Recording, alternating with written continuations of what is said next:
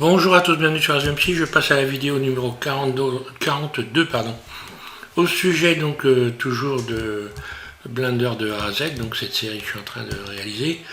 Et donc on va rajouter notre palmarès deux nouveaux modificateurs comme vous voulez.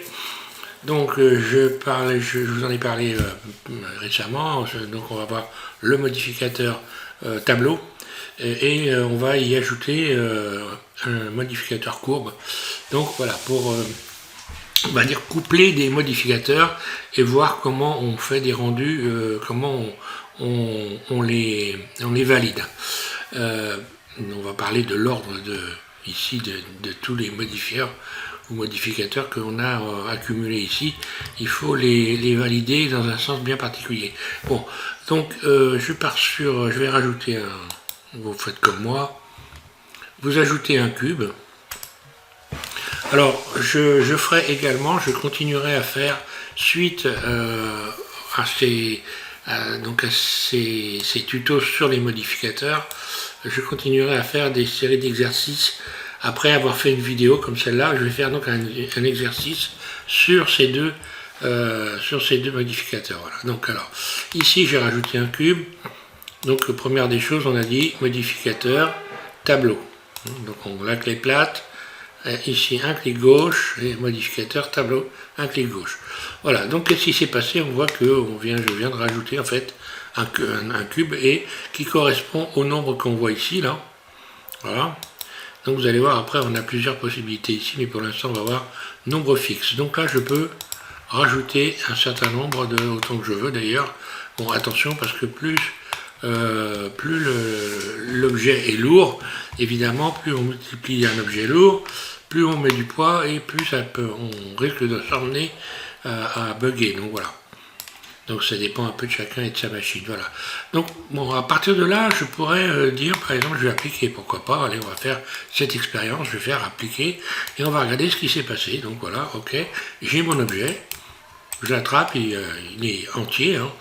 Sauf que quand je vais l'emmener en mode edit, si je sélectionne par exemple une face ici, que je fais CTRL L, puis je fais G pour bouger tout ça, on voit bien que voilà, chaque cube, CTRL L, G, et donc indépendant, il n'y a pas eu de soudure de fait, j'ai bien un objet avec donc une série de cubes.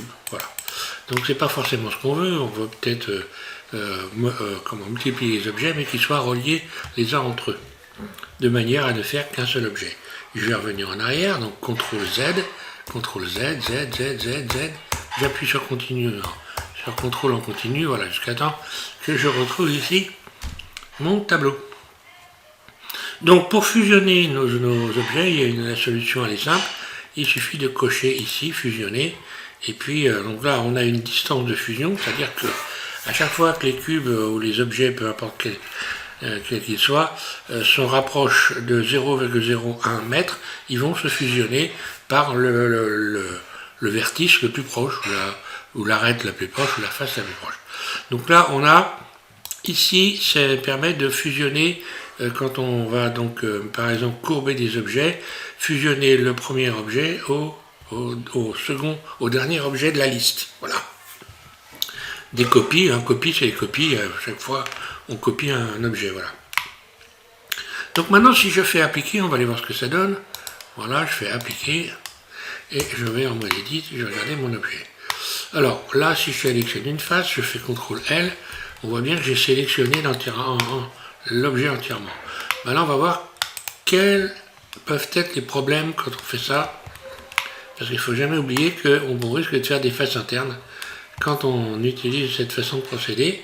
Donc là, on voit bien que mon cube était fermé aux embouts ici. Donc forcément, tout ce que j'ai rajouté est fermé. Si je fais un Alt Z, eh bien, vous allez voir qu'il y a des faces à l'intérieur ici. Voilà, il y a des faces internes. Je peux les sélectionner. Et on a vu donc précédemment qu'avoir des faces internes dans un objet, ça peut créer des problèmes sur l'application de textures ou de matériaux. Donc ça vient faire créer des tâches. Et donc il ne faut pas qu'il y ait des faces internes comme ça dans un objet. Donc pour simplifier les choses et pas se casser la tête, vous désélectionnez tout. Vous allez ici dans sélectionner, puis dans par caractéristique ici, et face interne. Face interne, j'ai sélectionné toutes les faces internes. Je peux parfaitement faire X, face interne, X face, voilà, tout simplement. Voilà. Et là, ben voilà, je pourrais sélectionner ici, si je fais un GZ, que je viens coupler éventuellement un modificateur subdivision de surface ici. Voilà, j'augmente la valeur. Puis je vais mettre objet lissé également. Voilà, objet lissé, hein, ce qu'on a vu donc dans les tutos précédents. Voilà, donc là, eh bien, on voit que j'ai bien une belle forme, courbe, etc. Si j'avais laissé les faces internes, on va revenir en arrière, CTRL, j'appuie en continu, Z, Z, Z, Z, Z, et je reviens à, voilà, ici. Donc là, si j'attrape ici un ensemble, que je l'abaisse en faisant GZ, comme ceci, et que je viens ici ajouter un modificateur subdivision de surface, regardez bien ce qui va se passer. Et bien là, j'ai donc, voilà, on va mieux le voir comme ça, Alt Z, pardon, je reviens ici, Alt Z, pour sortir du, voilà. Donc ce qui se passe, ben, on voit bien que, voilà, je n'ai pas de courbe. Je ne peux pas en avoir tout simplement parce que j'ai des faces à l'intérieur. Donc il faut que je retire à tout prix ces faces à l'intérieur pour, je vais en attraper une ici, Alt Z, je reviens en mode transparent, et ici je sors du mode transparent pour qu'on voit bien la face qui est là. Si je fais X face, voilà, là je retrouve la possibilité d'avoir une courbe. Mais je retrouve également la possibilité, si je sélectionne donc le 2 au-dessus de AZERTY pour me mettre en mode arrête, et que je fais Alt, un clic droit ici, je sélectionne l'arrête ici, puisque là, il n'y a plus de face. Si je veux utiliser CTRL B, le biseau, hein, si je veux faire un biseau, je tourne la roulette de ma souris, là, il fonctionne parfaitement. Par contre, ici, si je fais la même chose, en sélectionnant le tour, donc même en mode arrête, et que j'essaie de faire un biseau CTRL B, eh bien, il ne se passe rien. Là, je peux bouger ma souris autant que je veux. Donc là, je vais faire X face, puis je vais sélectionner CTRL B, et là, à partir de là, le biseau fonctionne. Donc l'idéal, c'est évidemment de sélectionner toutes les faces internes, sélectionner par caractéristique, face interne, X face. Là, j'ai retrouvé la possibilité d'avoir une action donc, pour courber les éléments proprement. Voilà. Donc ici, donc ça on a vu la première chose, donc je vais supprimer ça, je vais repartir directement d'un cube, et je contrôle donc mon curseur 3D est toujours bien au centre de la scène, ajouter, donc un cube, je vais rechercher mon cube, et je vais lui réajouter un mode tableau. J'augmente cette valeur, voilà. Alors qu'est-ce qu'on voit par la suite? Ici on voit un décalage relatif, c'est-à-dire une pièce par une pièce. Là on voit une, hein. Voilà, si je mettais 2 ici, voilà ce que j'aurais comme décalage. Donc là on voit que j'ai décalé de 2 en fait. J'ai 2 pièces, la valeur d'une pièce plus un écart d'une pièce, voilà, et à chaque fois, voilà, si j'augmente, j'ai également ceci. Alors l'écart, si je mets par exemple ici 1.5, ça va donc correspondre à 1 mètre, hein. 1.5, là, ok. Donc là forcément, j'ai donc la valeur de l'objet qui fait 2, plus ici, donc 2 c'est 1, hein, voilà, c'est le facteur, donc 1, plus 1 demi. Donc 1 demi, ben c'est 1 mètre, hein, voilà, donc en tout ça fait 3, voilà. J'espère que je me fais bien comprendre. Donc là, on a un facteur, et là, on va voir, ici, vous allez avoir donc une dimension. Donc là, vous pouvez augmenter cette valeur pour venir séparer les éléments.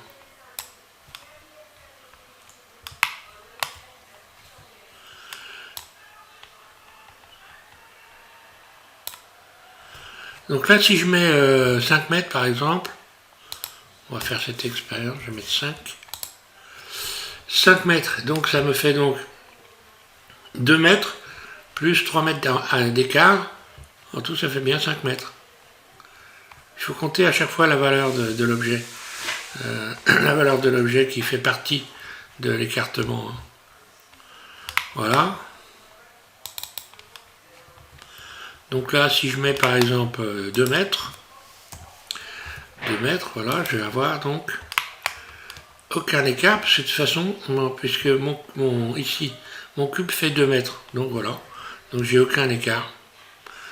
Voilà, il faut que je mette 3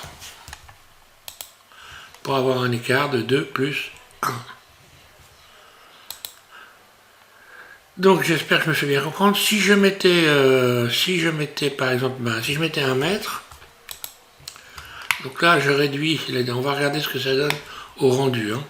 Voilà, je vais appliquer, je vais en mode edit, je reviens en vue 1, et là on va avoir des faces qui se chevauchent. Regardez ce qui se passe. CTRL L, G. Voilà, donc j'ai un tas de cubes qui ne sont pas fusionnés et qui se chevauchent les uns sur les autres. CTRL Z, je reviens en arrière.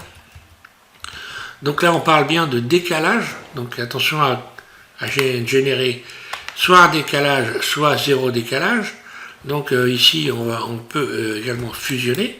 Alors, on va faire cette expérience de fusionner. Fusionner, donc ça permet de souder les éléments, comme on a vu précédemment, donc les uns aux autres. Ici, on a donc cette valeur qui correspond à une distance de fusion, c'est-à-dire qu'à chaque fois que les éléments vont se rapprocher les uns des autres, on va avoir une fusion qui va se reproduire à partir de 0,001 mètre, hein. Donc 1 millimètre, hein, voilà. Et ici, voilà, on peut cocher ça. Et ici, on va rajouter donc une valeur, comme j'ai mis tout à l'heure, j'ai mis 1 mètre. On va regarder ce qui va se passer. Si je vais faire un rendu ici, appliqué, et je vais regarder ce que ça donne, et bien voilà ce que ça donne. J'en sélectionne par exemple un, CTRL L, G, et bien ça n'a rien fusionné du tout. Voilà. Donc attention à ça. Si j'avais voulu que ça fusionne, je vais revenir en arrière, CTRL Z, Z, Z, Z, Z. Voilà, on est là. Si j'avais voulu que ça fusionne, donc ici j'aurais mis une distance de 2 mètres. Et là, en appliquant normalement, si tout se passe bien, vous voyez, c'est fusionné. Donc là, est-ce que j'ai des faces internes? Eh bien, je n'ai pas de... si j'ai des faces internes, pardon. Donc oui, j'ai bien aussi là des faces internes, donc il faudra que je fasse, ici je vais dans sélectionner, caractéristiques, face interne, X face, et voilà. Alors j'ai un moyen de ne pas avoir des faces internes. Par exemple ici, si je reprends mon cube de départ, là je vais supprimer, Shift X supprimer. Je vais ajouter donc mon cube, et ce cube je vais lui retirer, donc je me mets en vue 1 pour être bien positionné, et je vais lui retirer, donc Alt Z, je sors du mode transparent, mode Edit, je sélectionne cette face-là et cette face-là, et je fais donc, ou alors, je suis obligé de faire de sélectionner les deux, hein. Donc je vais faire X face, voilà, et je vais plutôt utiliser le modificateur tableau sur ce, voilà, là, donc là je suis sûr de n'avoir de ne pas avoir de face interne, par exemple. Donc là forcément si j'applique maintenant ici, je vais faire donc fusionner, là, et ici, tiens d'ailleurs ce qui est extrémité, tiens ce qui m'étonne c'est qu'ils n'ont pas rajouté la fusionner à l'extrémité. Bon, on va faire cette expérience déjà, oui, voilà, donc on va regarder ce que ça donne, appliquer, donc mode objet, hein. Ici appliquer, voilà. Et donc là, forcément, je n'ai aucune face interne, mais c'est bien soudé. CTRL Z, je reviens en arrière. Là. Voilà, carrément, voilà. Donc,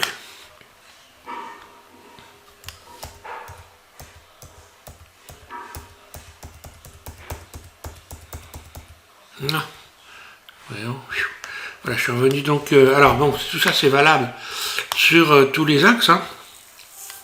Je peux également donc modifier ici l'écartement. Par exemple ici, si je mets sur Y, si je mets 1 mètre, voilà ce qui se passe. J'ai ce type de décalage là sur l'axe Y. Si je mets moins 1 mètre, bah, ça va de l'autre côté, hein, d'accord. Donc on a un côté qui est positif, un côté qui est négatif. Hein, voilà, ça faut s'en rappeler. Et si je mets sur Z 1 mètre, donc voilà, si je mets sur Z 1 mètre, je me mets en vue 1, et bien voilà ce que ça donne. Donc là, ok. Et là c'est pareil, je l'ai en négatif, donc moins 1 mètre. Voilà. Donc on va voir une autre manière de réaliser ce que je viens de faire. Bon là si j'avais mis 2 mètres à la place d'un, on va voir ce que ça donne. Moins 2. Et ici, moins 2. Là. Donc là on voit que à la pointe ici, les cubes se touchent.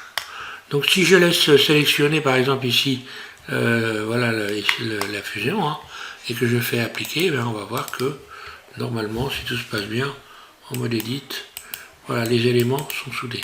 On va voir CTRL Z, je reviens en arrière. Un autre moyen ici, donc je vais remettre ici, je vais sortir là, je vais venir ici, dans le décalage, je reviens à cette configuration là, en allant chercher ici l'objet de décalage.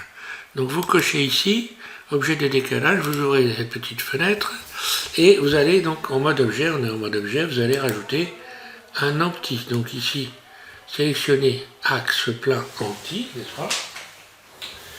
Et vous, voilà. Alors pourquoi un empty? Simplement, cet empty va nous permettre de déplacer tous les objets qui sont sur la scène là, grâce à cet empty. Donc on va voir ce que ça donne. Et alors si je prends un empty, je pourrais donc utiliser n'importe quel autre objet, sauf que si je prends un objet, lorsque je vais faire un rendu, si je prends par exemple Suzanne, donc le singe, hein, et que je fais un rendu, bien forcément il apparaîtra dans le rendu. Donc on prend en règle générale un objet vide pour pouvoir, donc c'est un empty, hein, c'est un vide, ici pour pouvoir donc utiliser, je resélectionne les cubes, l'objet de décalage. Donc ici vous cliquez un clic gauche sur cette fenêtre là et vous voyez apparaître vide. Vous cochez vide aussi, enfin vous cliquez sur vide, un clic gauche, et à partir de là on va pouvoir donc avec le vide faire une rotation. Par exemple je vais faire une rotation RY, regardez ce qui se passe. Donc voilà, l'empty entraîne ici l'ensemble. Si je fais une rotation sur Z, RZ, eh bien ça entraîne dans l'autre sens. Ensuite, je vais faire un RY, je l'ai fait déjà, oui. Un RX, voilà. Un RX, voilà ce qui se passe.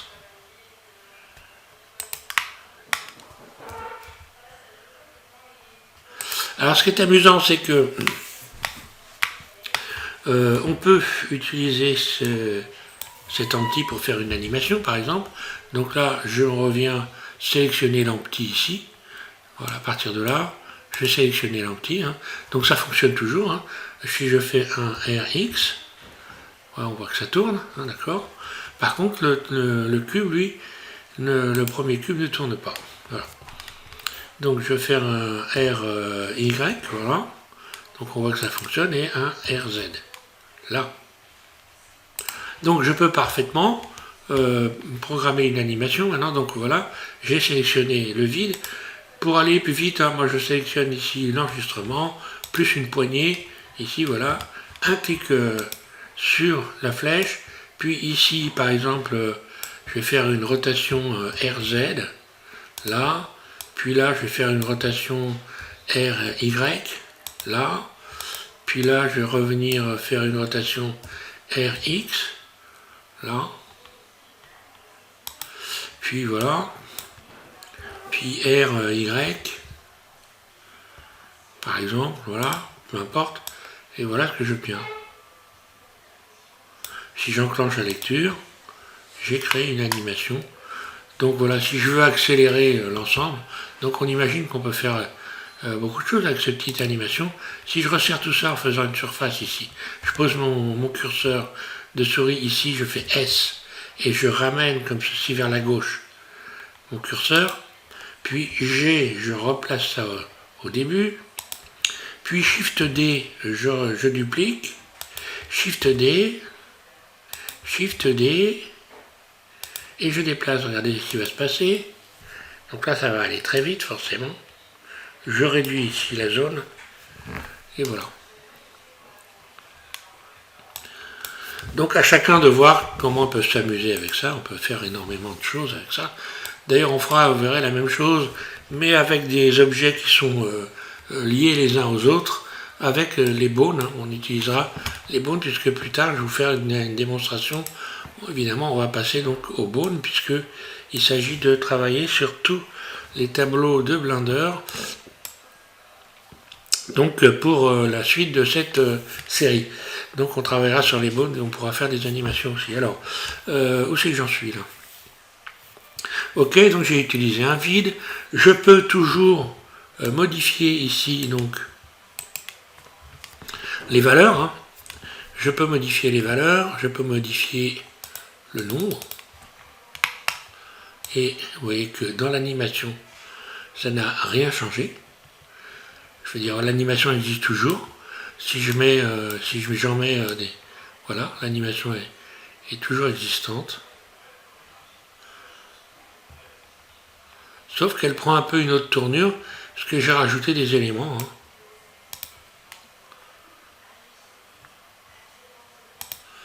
Voilà.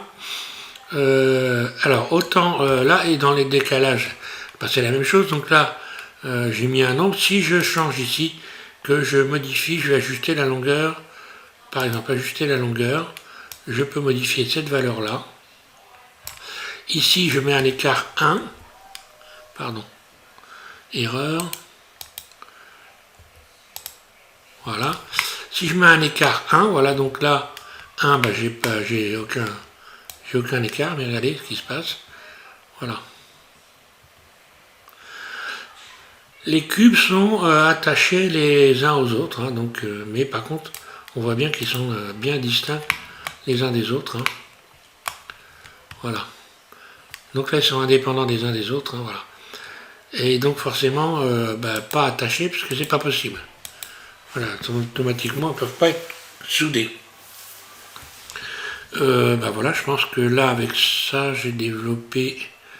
Alors non, il faut que je continue peut-être, je vais repartir. Donc je supprime tout ça, Shift X, supprimer. Je vais rajouter un cube. Donc ajouter, mèche, cube. Voilà, je suis toujours au centre de la scène.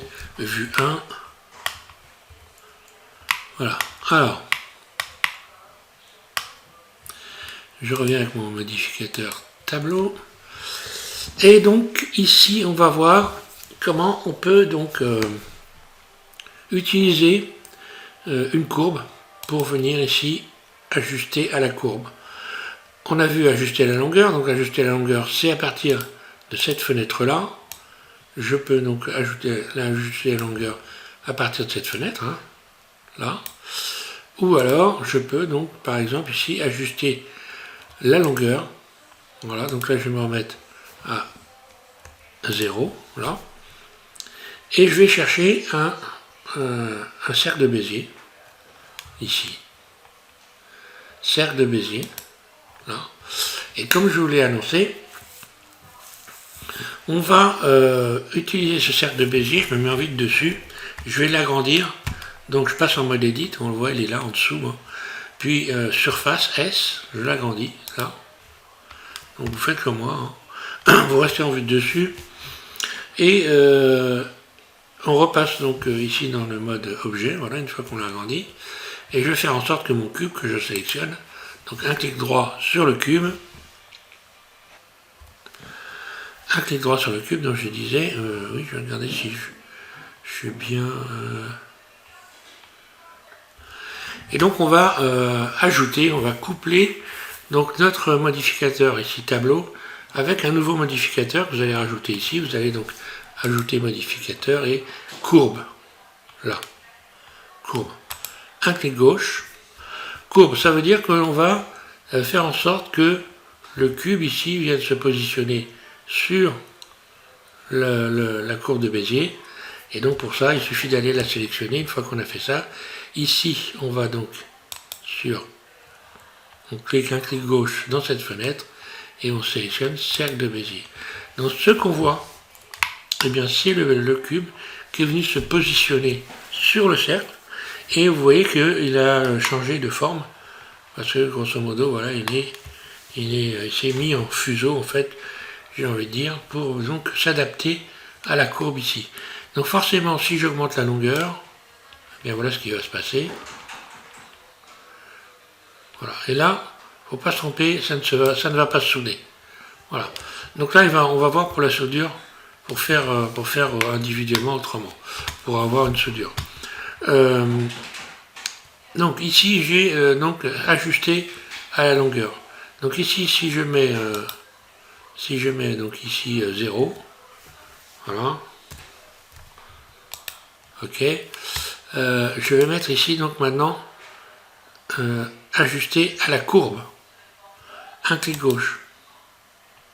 Je vois donc cette fenêtre qui vient de s'installer et je vais sélectionner le cercle de Bézier, un clic gauche, voilà. Et là, on voit que c'est venu se positionner ici. Alors la soudure, elle est là.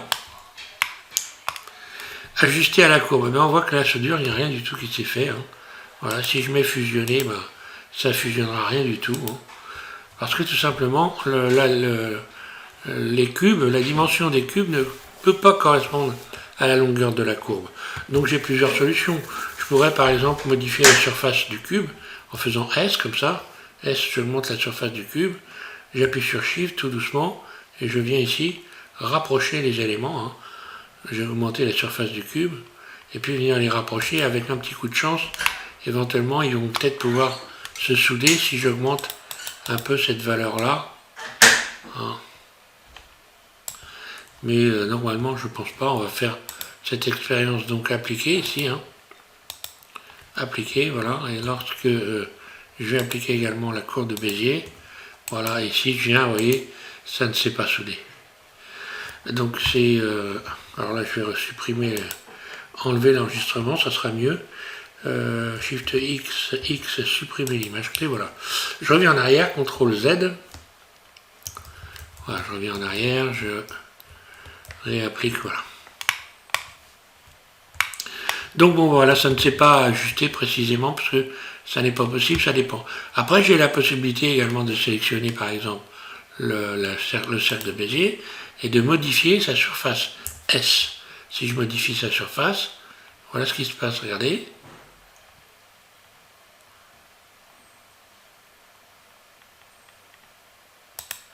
Un clic gauche. On va aller regarder si c'est bien soudé. Ça va être un peu plus facile, j'ai l'impression. J'ai l'impression que ça s'est soudé cette fois-ci, mais bon, en fait, voilà. Non, même pas, vous voyez. Alors là, il y a un système qui est extrêmement simple. Hein. On va revenir en arrière, CTRL Z. Ici, je vais sélectionner la soudure à partir du mode... À partir du mode objet, je vais tenter un truc que j'ai jamais fait encore. Je me mets donc dans le mode Edit, pardon, et je sélectionne ici la possibilité de souder. Et je vais tenter de modifier la surface du cercle de Bézier S.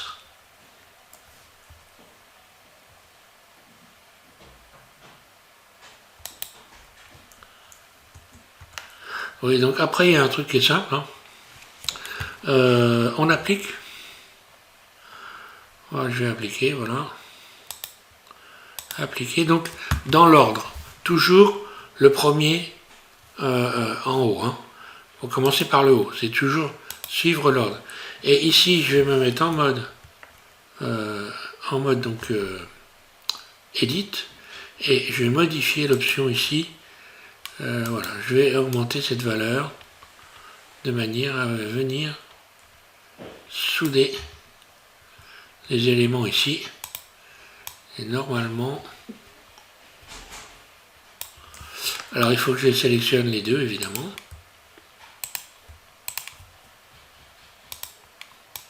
Je ne sais pas si ça va marcher, hein.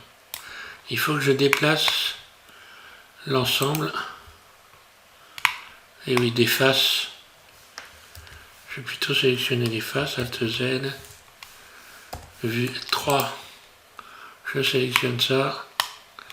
Et oui, il faut mieux que je supprime les faces, X faces. Donc les deux faces. Ensuite, je vais sélectionner les deux arêtes qui sont là. Et apparemment, il y en a un, ça a dû se... Non.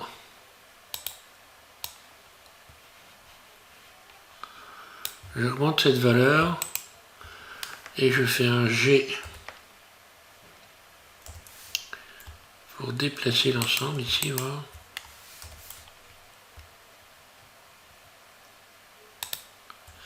Voilà, bah voilà, ça finit par se souder comme ça, hein.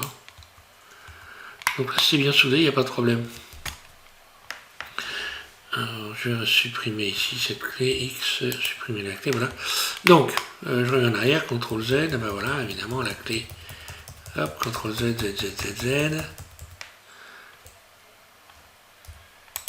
Supprimer la clé, ok. Et mode objet. Donc je disais, ça c'est séparé, il y a un autre moyen, donc encore plus simple. J'augmente la surface, je sépare. Ça essaye de se souder, hein.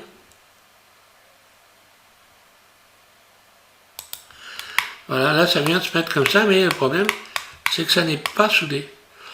Donc voilà, je vais donc trouver un autre moyen de souder qui va être plus simple. Voilà, je les sépare carrément. Puis ensuite, je reviens donc dans le mode. Ici, donc j'applique, hein, je vais appliquer, voilà. Puis appliquer. Puis ici, je vais sélectionner cette face-là et celle-là.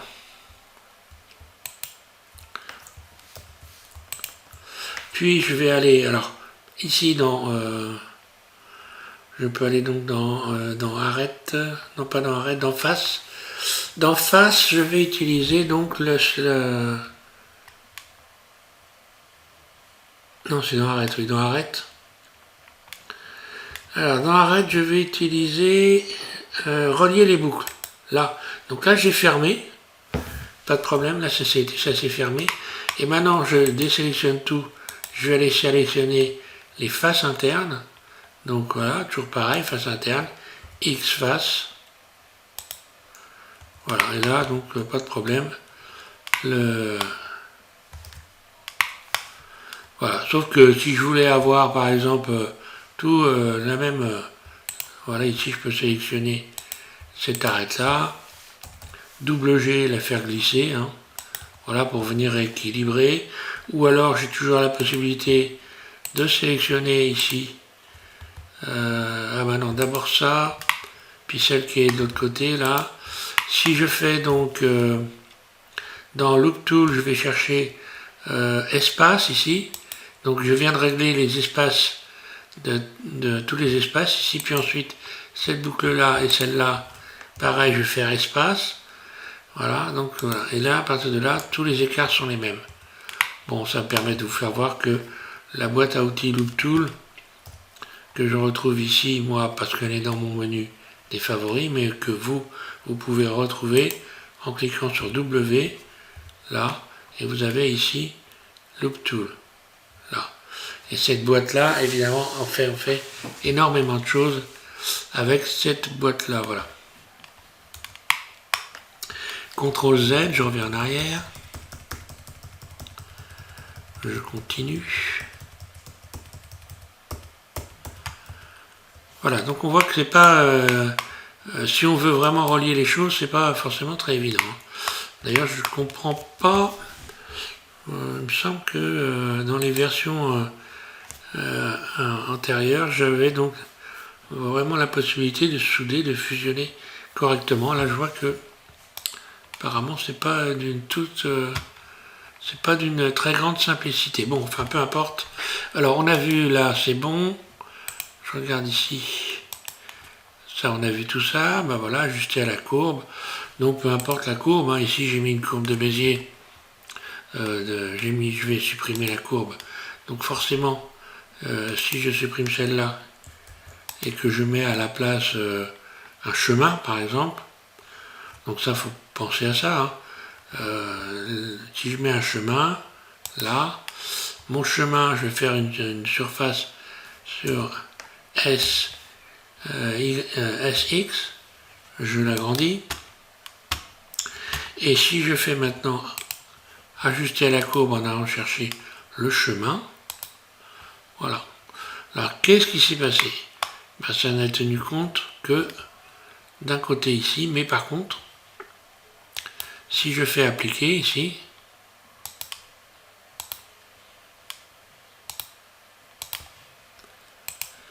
que je vais mettre en vue dessus, vous voyez que ça a bien donc pris en compte la courbe entière. Et là encore une fois, évidemment, avec des faces internes qu'il faudra retirer. Donc, sélectionner, face interne, X, face, et voilà. Et donc je peux toujours courber hein, cet ensemble-là. On va faire l'expérience, voilà. Je vais chercher donc une courbe, donc je supprime mon chemin de NURBS ici. Un clic droit, il est sélectionné, hein. Supprimer. Là. Et on va faire la même chose avec un texte, évidemment. On peut aussi courber un texte. Donc voilà, là je vais rechercher un cercle de Bézier. Donc ajouter, courbe, cercle, surface, j'augmente. CTRL A pour valider la transformation dans le mode objet. Hein. Attention à ça, il faut s'en rappeler. Ici, si je mets cercle de Bézier, bien voilà.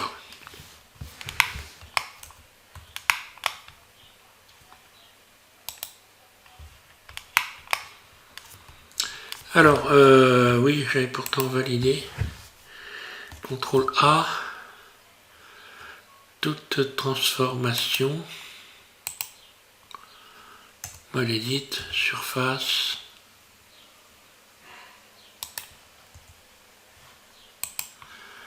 Et alors donc, je vais refaire ça. Je supprime le cercle de Bézier. Je viens en rajouter un. Mais je vais le modifier en mode edit, on va voir la différence. Alors, ajouter donc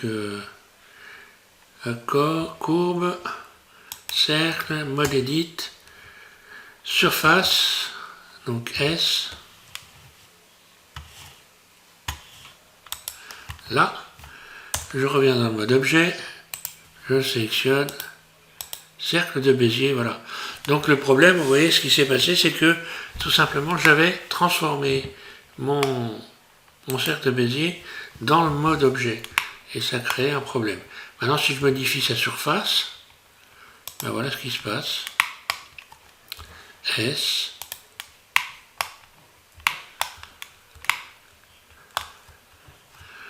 Donc, imaginons que je retire ici toutes les faces internes. Parce que là, il y a les faces internes encore, je crois. Hein. Non? Non, je les avais bien retirés. Donc, je vais retirer les embouts ici. X, face. Ouais, c'est bon, c'est creux. Ensuite, je reviens ici en mode objet. Puis, je vais donc rapprocher les éléments en modifiant la surface de la courbe. S, je rapproche les éléments le plus possible, comme ceci. Je vais faire appliquer. Voilà, maintenant je pourrais parfaitement ici fusionner. Je sélectionne une boucle. D'ailleurs, j'aurais pu même carrément faire un... Non, je reviens en arrière. Pour l'astuce, il valait mieux que je les fasse dépasser. Oui, je vais modifier ma courbe. S. Carrément, je fais rentrer bien... il y a un dépassement là qui s'est produit. On le voit ici. Je vais faire appliquer. Dans les astuces, il faut toujours trouver des solutions. Mode arrête. Et là, je vais faire glisser les arêtes en utilisant ici l'aimant. Donc, je vais faire double G. Je refais glisser en arrière jusqu'à temps que j'arrive. D'ailleurs, je vais me mettre en mode vertice. Comme ça, je verrai mieux. Double G. Dès que j'arrive au-dessus, un clic gauche. Et on voit que j'ai bien soudé. Hein, en ayant modifié un peu la valeur ici. Donc normalement, tout est parfaitement soudé. Donc on a ça. Alors on peut courber, on va utiliser un texte ici, par exemple. Shift, je supprime. Hein, donc Shift X supprimer. Et je vais aller rechercher un texte. Voilà, donc un texte. Ah, mon texte est là, vue 1. RX90, là. Je vais réduire ici hein, la surface voilà, pour me rapprocher de mon texte et je vais aller modifier mon texte. Donc je clique sur Tab et texte. Qu'est-ce que je vais mettre moi? Texte. Test. Court par exemple. Allez. Par exemple. Je reviens dans le mode objet. Je vais aller rechercher le modificateur courbe. Et je vais ici sélectionner cercle de Bézier. Voilà ce qui s'est passé. Donc là.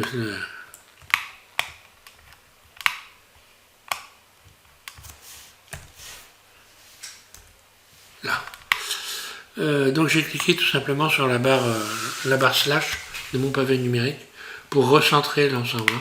Alors qu'est-ce qui se passe? Je me mets en vue 1. Mon texte est à l'envers. Alors j'ai plusieurs solutions. Ici je pourrais sélectionner la courbe. Hein, voilà. Où es-tu, petite courbe de Bézier? Là, elle est là. Voilà, j'emmène. J'avais appliqué. Non.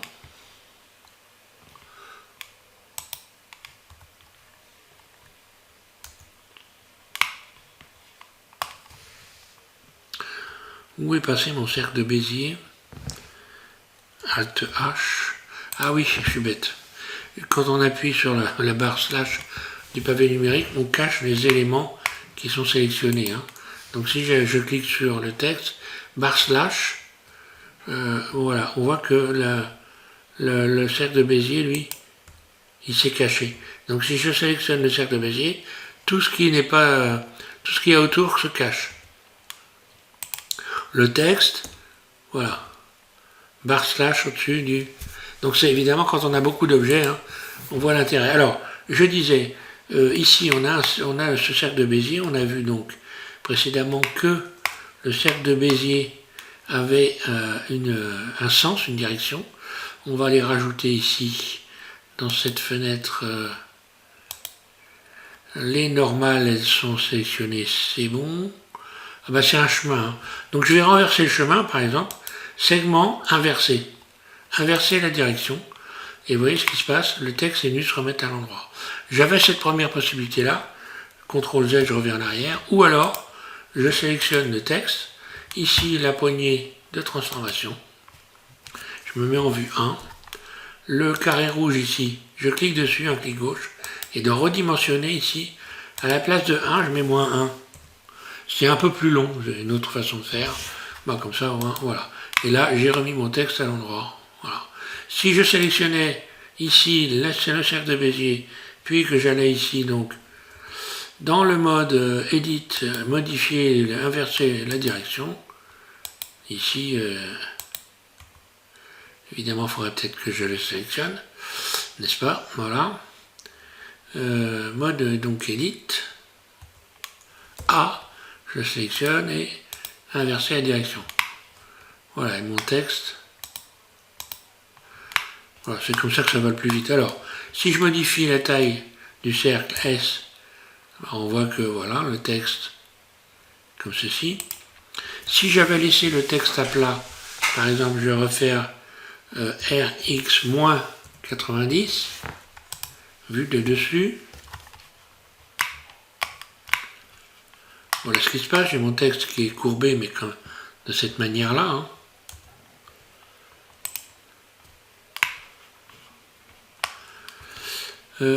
Si je fais un RY, non ça marche pas évidemment, parce qu'il faudra... Donc là, il faut que je renverse la vapeur, je vais le mettre de l'autre côté, -1. Là, voilà, vue 1. Alors là, c'est vue -1. Contrôle 1, pardon, voilà. Si je me mets en vue 1, voilà ce que ça donne. Donc là, je vais mettre 1. Là, donc voilà, je suis en vue 1. Test, voilà, donc ça c'est bon, c'est ce que je voulais obtenir. Donc là, il faudrait que j'applique ici pour avoir... Alors, je peux encore modifier la courbe ici. Hein. Par exemple, si je fais un SZ, le texte se déforme aussi. Hein. Oui, je vais faire un SZ ici, c'est bon. Je peux donc déformer le texte. Bon, une fois que ici, par exemple, si je passe dans le mode Edit, que je fais un GX,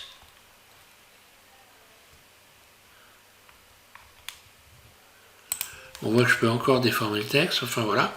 Alors, une fois qu'on a ce qu'on veut, on va faire appliquer. Là. Et maintenant, mon texte, si je fais une rotation sur Y, donc RY,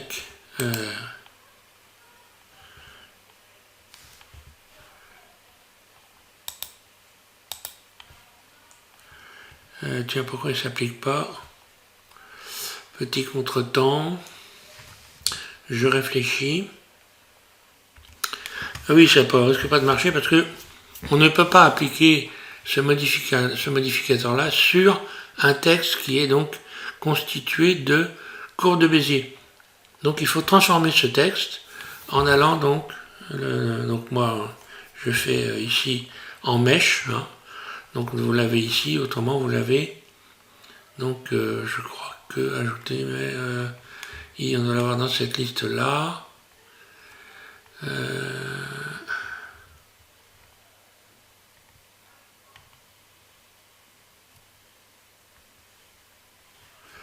À moins que ça soit dans W. Voilà, W. Et vous reconvertissez en mèche. Voilà. Donc là maintenant j'ai un mèche. Hein, lorsque je vais en mode Edit, on voit que j'ai un mèche. Hein, d'ailleurs je peux le nettoyer un peu pendant que j'y suis. Hein. Donc là je sélectionne tout A. Et je vais faire X. Dissolution limitée. Voilà, on voit que j'ai retiré toutes les arêtes qu'il y avait. Donc il y avait énormément d'arêtes ici. Pour venir simplifier un peu cette, ce texte. Alors ici évidemment, donc maintenant voilà, c'est donc je peux supprimer le cercle ici, hein, X, et voilà. Et donc là, mon texte peut tourner R, Y.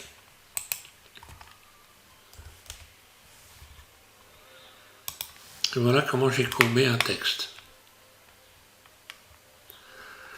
Maintenant, si je fais un RX90, eh bien, il ne peut plus se mettre debout. Voilà. CTRL Z, je reviens en arrière, vue 1. Enfin voilà, donc ça peut permettre même aussi de l'animer, hein, si on veut. Si je veux l'animer, hop, ici je sélectionne, je rajoute une image clé, rotation, R, et hop, là un clic gauche, et voilà. Je désenclenche l'enregistrement, lecture, j'attrape cette clé là, un clic droit, G, pour ralentir, éventuellement, G,